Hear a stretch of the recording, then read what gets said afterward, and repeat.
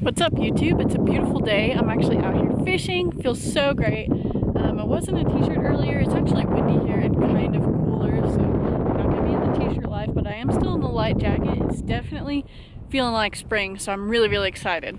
I'm just waiting for my spring bug club box to be here. They literally said it's gonna be here in the next couple days, so I'm excited. I'm probably gonna take that spring box and go right to the river. This is a really prime time for BWO hatches. I bet they've already started happening, but let's see if I can catch some really good ones. I have a really good time fishing BWO hatches, if you guys know what that is. If you guys don't know what that is this recording? Yeah. I'll tell you a little bit right now. BWO is a really fun pattern that actually exists throughout the majority of the year from here on out till it gets really cold. But what's cool about them is they hatch in thick waves and they produce some really good dry fly hatches, and it's usually right after winter in the change from winter to spring, so the fish are hungry and they go crazy for them. It's such a fun time. You can usually catch a lot of fish and it's just one of my favorite hatches there is. I was just lucky enough to get to a place I could fish. As I've told you guys in the past, for this year, it's been a really tough year fishing for me because most of my normal places I couldn't even access because of all the snow that we got. And this one, about a month ago, there was too much snow to get here too. So I'm really lucky I was able to get here. There was just one really snowy spot where there was also another way around, so I was able to go that way luckily. And I'm really excited just to get some casts in and hopefully catch some Colorado cutthroat. Alright guys, so I'm all set up. I'm just going to show you what I did and why.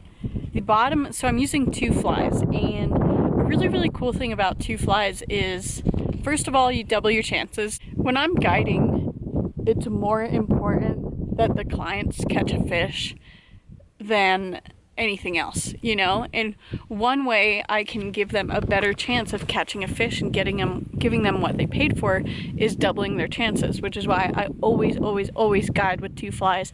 Unless it's really crazy windy, that'll make it kind of difficult sometimes to use 2 flies, or if someone's very new to fly fishing, I also won't use 2 flies. It's more of an advanced technique just as far as your cast, but if you know anything about fly fishing and have any experience, it's really not that hard. So anyway, one reason you want to use 2 flies at once, you double your chances. Number 2, if you're looking to use an indicator, fish a nymph with an indicator, you might as well have a big tasty dry fly on top, because like, number 1, you're doubling chances, but also you're going to fish with an indicator anyway. Now all of a sudden, when you're using a big dry fly on top, that becomes your indicator. So that's pretty cool, and it acts as a really good indicator. I'm going to show you what I did. So because we're getting into the time of year where fish would start eating dry flies, I just have a big attractor dry fly on top. When you are fishing 2 flies, I would recommend sticking to bigger dry flies, just so that they there's dirt on it. Hold on. Come on, get up. There we go. Just so that they can hold up the second fly. Sometimes even if you do have a really tiny weighted fly on the bottom, if it's tungsten, it's still going to pull down that indicator fly pretty fast. So this is a little pheasant tail nymph that I got from one of my bug club boxes. You can see their flies come in here, and they have really good quality flies. That's actually a really stud pheasant tail. I'm really excited. I can pretty much guarantee that it's going to catch a fish. I don't want to sound like cocky or anything, but pheasant tails just can mimic a lot of things, and they're always just a really good all-around fly. So like I said, this time of year they could go for the dry or the nymph, see what they go for, you know? And side note, I don't usually do this when guiding because it can be a little bit more complicated, but a lot of times when I'm float tubing, I actually use 3 flies, so I triple my chances. Especially if the fish are being picky, I'll use 3 flies. I never ever, I can't tell you the last time I fished with 1 fly. So just a little recommendation, a little secret from me, here's a fly fishing guide to you guys. Always double your chances, use 2 flies. If you can, use 3 flies. Mix it up, you know, and having the other flies there won't ruin the chances of fish taking the other flies. What I mean by that is they could take any fly they want. I use this 5X here from Bug Club. One more thing, I don't want to talk so much, I do want to fish, I promise. I'm just kind of trying to give you guys some information. I like to tie the second fly on through the eyelet of the first fly. Now every time I guide and I set someone's rod up and do that, they say, I've never seen someone tie it through the eyelet before. Everybody always ties it onto the hook. Now, I am going to school for geology and chemistry, which has absolutely nothing to do with fishing. But the point is that I'm a very logical person. I'm a very scientific person. And this is the way I see it. If you tie your second fly onto the hook of the first fly, that knot has the chance to slide around on that hook. Even if you tie it really, really tight, to me, the friction values are just not good for if a big fly were to take that and it break off your other hook. Now, if you put it through the eyelet, it's literally built for that purpose. You just have to use light enough line to fit 2 loops through the eyelet, which I 99% of my life fish with 5X, and that works just fine. The second reason I like to put it through the eyelet is, in my opinion, it gives it a very natural presentation under the fly, especially if you're mimicking 2 particular flies of the same thing. So say I have like a nymph of a BWO and a BWO dry on there, it's pretty realistic to see 2 of the same types of bugs in different stages of their life in the water at the same time, and them just being under each other just looks good to me. I don't know, that's just my opinion. Take it or leave it. Let's fish. Alright, you guys, already got my first one, and he took the nymph.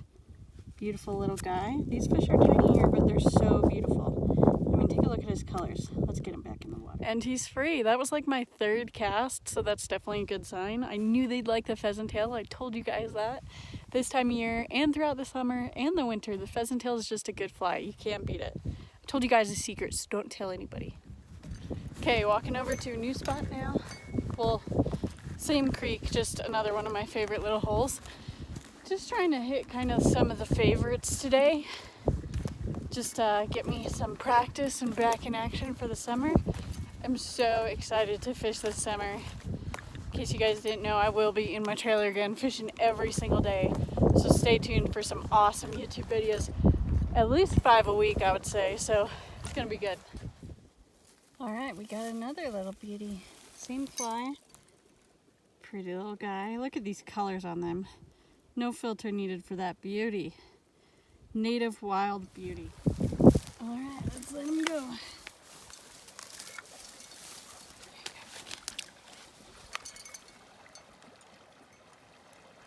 There he goes. Beautiful little hole right here. Right in front of that little thing right there. Well guys, I just caught the baby of all babies, but what's cool about him is he took the dry fly, so he's the first. Let him go. So he's the first dry fly catch for me for the year. So that's pretty exciting, you guys. First dry fly catch of the year. May there be many, many more. Just had a really good one on right there. Not like huge or anything, but bigger than the ones I was getting. And then I was a little sloppy getting him in, and he came off as I was flinging him over. That might be him, actually. You guys probably can't see, but I can with my polarized sunglasses. I think he's actually still right there. Probably wouldn't eat again, though, after what I put him through. Well, I'm starting to make my journey back. I kind of ditched my backpack over here. So I'm going to go pick that up and figure out what I'm doing for the rest of the day. Probably editing this video. Probably... What else do I want to do? I don't know yet. Eric's birthday is this weekend. It's technically Monday. April Fool's Day is his birthday. And we're going shed hunting for his birthday. So I'm going to have to go find him at some point and go shed hunting with him, which will be really fun. Last time we went shed hunting, I found that big 7-point inline 7 elk antler, and I could only hope that I found more like that this time. That was a good one. All right, grab my stuff, starting to walk out here towards my truck. I walked down quite a ways. I ended up catching quite a few. I didn't put them all on camera because I'm sure there's only so many of the same tiny cutthroat you guys want to see. But the point is, it was a good day. I got to fish some open water, and I'm happy. I almost just ate it in the mud coming up that hill. Pretty funny, actually. But anyway, that was super fun. It was definitely a huge teaser for me for summer, in my opinion. Like, summer fishing is my favorite. I just can't help it. Being warm, being in shorts and a tank top, kicking around in my float tube in warmer water, like all those things I literally live for. So I'm so excited for this summer. I'll be done with school in a month. Holy cow, that's crazy. I will be done with school in a month. I'm actually taking some summer classes this year, but they're really minimal, so it doesn't matter. I'll be fishing 7 days a week, so that's all that matters.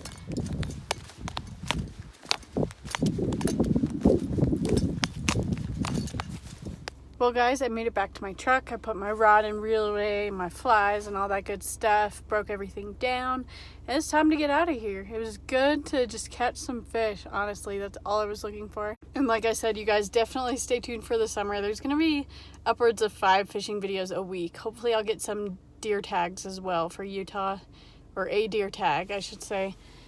And I get to hunt and scout as well. So there'll be lots of summer scouting videos and fishing videos, so that'll be really great. I'm really looking forward to that. And I also just want to mention, since I talked about it in the video quite a bit, that you do get the entire yearly subscription of Bug Club for under $100.